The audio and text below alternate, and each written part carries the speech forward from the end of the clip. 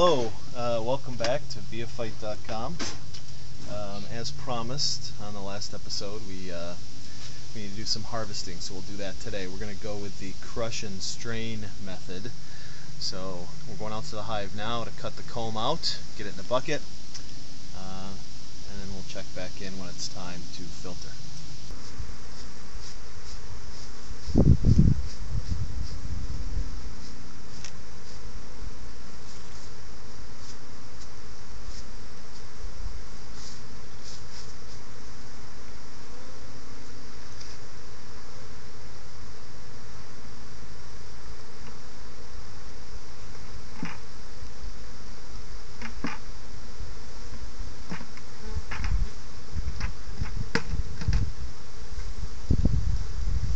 One down.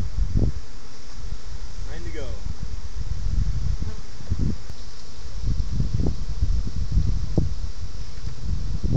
That's a lot of honey.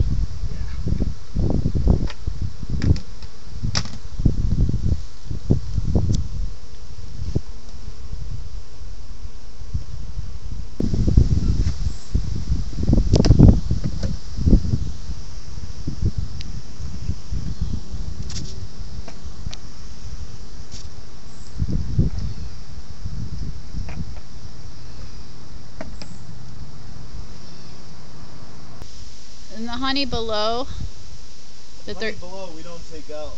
right? It doesn't spoil? No. Interestingly, they have found fresh honey in the pyramids that is still good. Honey is nature's purest food. It needs no preservatives. It never turns bad. I don't think I would have been the first person to test it. Yeah, probably me neither.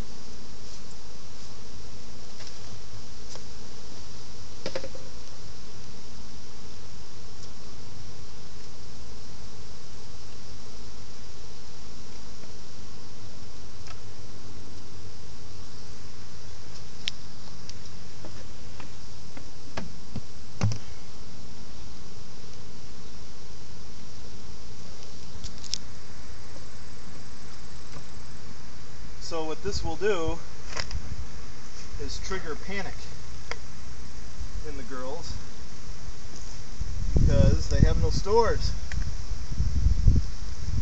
and they will. This is my homemade filter. I found some plans online, so this will be the primary filter. You can see a few holes in the bucket here and a bigger hole in the bottom. And then we've got a bucket screen down here. I hadn't decided whether I was going to also filter it a second time, but what the heck not. So, put this inside here.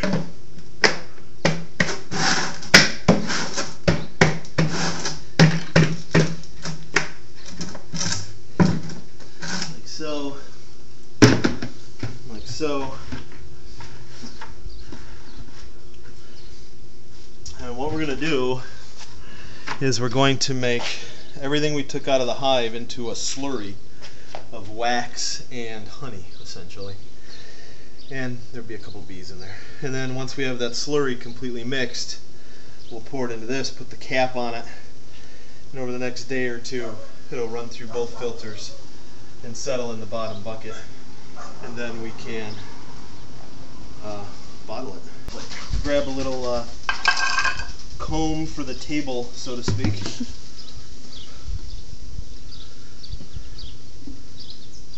Ooh, let me get a shot of that. Ooh, mad bees. Yeah. They're just swimming in it. Right.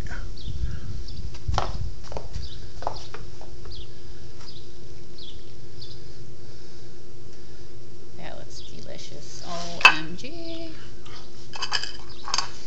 It'll be for the cheese plate. The happiest cheese plate ever. And Now we need to make the slurry. The idea with the slurry is that the wax is in little compartments, and we need to make sure that every compartment gets broken.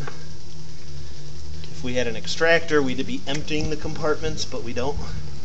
So instead, we're breaking them open, smashing the wax into little pieces, and then we will strain the wax out of the honey, and all that'll be left is honey.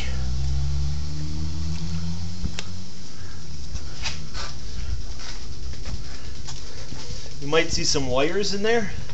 That's because the foundation that I put in the top, the honey super, had wired wax foundation. So the foundation was made with beeswax, but it had little strips of wax in it, or excuse me, wire in it, to keep it straight up and down.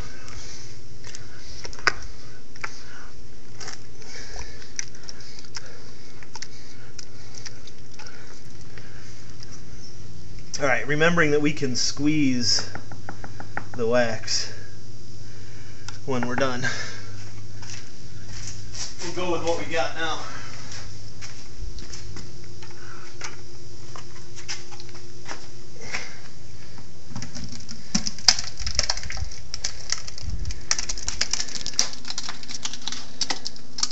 The filtering is done. The honey has been running through the filters for about the last I guess 24 or 30 hours, and it's now all settled in here. In fact, we'll take a quick look inside the bucket. So what you can see is pure honey. Oh, it smells good.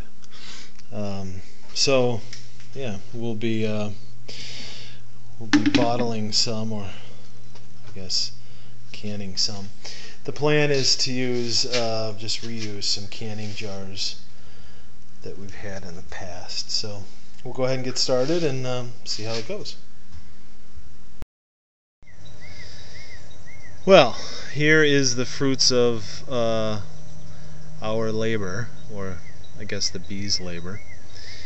I haven't totaled it up yet, but it feels like more than 2 gallons and less than 4. And that's everything. Of course, we're shooting to see if we might get another flow here in the fall, but couldn't be more happy. I imagine the next video I make will be going back in the hive to see if the girls are going to have another full super of honey before the fall. I guess in closing regarding the harvest and the bottling, I would say buy a honey gate. So that's the valve that you attach to the bucket, which regulates the flow out of the bucket. I did not spend the $11 on a honey gate, and I regret that. It could have gone faster. And then the second thing is have more jars than you think you'll need. I had to make a couple different trips back to the canning supply area in our basement to get more jars. I guess that's it for this episode of the BFite. Thanks for watching, and leave comments if you have any questions or thoughts. Thanks.